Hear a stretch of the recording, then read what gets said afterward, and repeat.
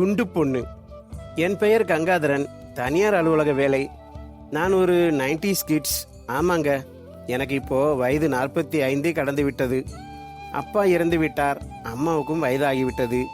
எனக்கு இன்னும் திருமணம் ஆகவில்லை. பொண்ணு கிடைக்கல. பொண்ணு வீட்டில் எதிர்பார்க்கிற விஷயங்கள் என்னிடம் இல்லை என்று கூறி பல்வேறு மறுப்புகள். மனது பழகிவிட்டது.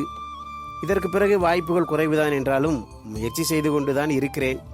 சுமார் 20 வருடம் முன் காமராஜபுரம் மேட்டு தெருவில் பெண் பார்க்க நான், என் அம்மா, என் அப்பா மூவர் மட்டும் போனோம். அதுதான் என் முதல் பெண் பார்க்கும் படலத்தின் துவக்கம்.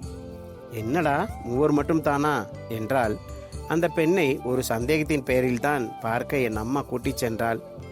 என்ன சந்தேகம் என்றால், குடும்பம் மிக ஏழ்மையான குடும்பம் என்று கேள்விப்பட்டதால் போய் பார்ப்போம், பிடித்தால் சொந்த பந்தங்களை அழைத்து போகலாம் என்ற எண்ணம். உண்மைதான், பெண் வீடு மிகுந்த ஏழ்மையானவர்கள். ஒரு பொண்ணு மட்டும். பண வசதி இல்லை. அவளின் பெற்றோர் இருவரும் உடல்நிலை பாதிக்கப்பட்டவர்களாய் இருந்தனர். அந்த பொண்ணு ஊதியத்தில் தான் குடும்பம் நடக்கிறது. பொண்ணு பார்த்தால் ரொம்ப குண்டாக தெரிந்ததும் என் அம்மா அவர்களின் முகத்திற்கு எதிரே வேண்டாம் என்று கூறிவிட்டாள். அந்த பொண்ணு தயங்கி என் அம்மா மற்றும் என்னிடம், எனக்கு உங்களை பிடிச்சிருக்கு, நான் உங்கள் குடும்பத்தை நல்லா பார்த்துப்பேன், என்னை நம்பி இந்த கல்யாணத்திற்கு ஒத்துக்கொள்ளுங்கள், என் அம்மா அப்பா ரொம்ப நாள் இருக்க மாட்டாங்க, எனக்கு நீங்கள் ஆதரவு கொடுங்க என்று கெஞ்சியபடி கூறினாள்.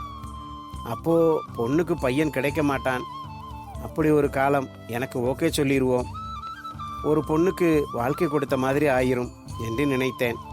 அந்த பொண்ணு பேச்சை என் அம்மா தடாலறியாய் மறுத்து, பொண்ணு குண்டா இருக்கு, குடும்ப சூழ்நிலை சரியில்லை, எல்லா செலவுகளும் என் பையன் தலையில விழுந்துரும், தெரிந்தே என் பையனை நானே கிணத்துல தள்ளிவிடவா, ஒன்றும் வேணாம், நீ வேற மாப்பிள்ளை பாரு என்று கூறிவிட்டாள். அவ்வளவுதான். அதற்கு பிறகு எத்தனையோ பொண்ணுகளை பார்த்தாச்சு.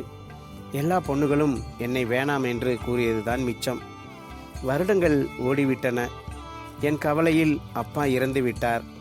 இப்போ அம்மாவும் உடல்நிலை சரியில்லாமல் இருக்கிறாள். கல்யாணம்தான் ஆகல.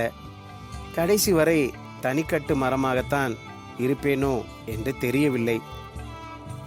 ஆமா, இதை எதுக்கு இப்போ நான் சொன்னேன்னு கேட்டா, நான் குண்டு பொண்ணு என்று நிராகரித்த பொண்ணு இப்போ என் கண் முன்னாடி தன் கணவன் குழந்தைகளுடன் சாமி கும்பிட்டு இருக்கா.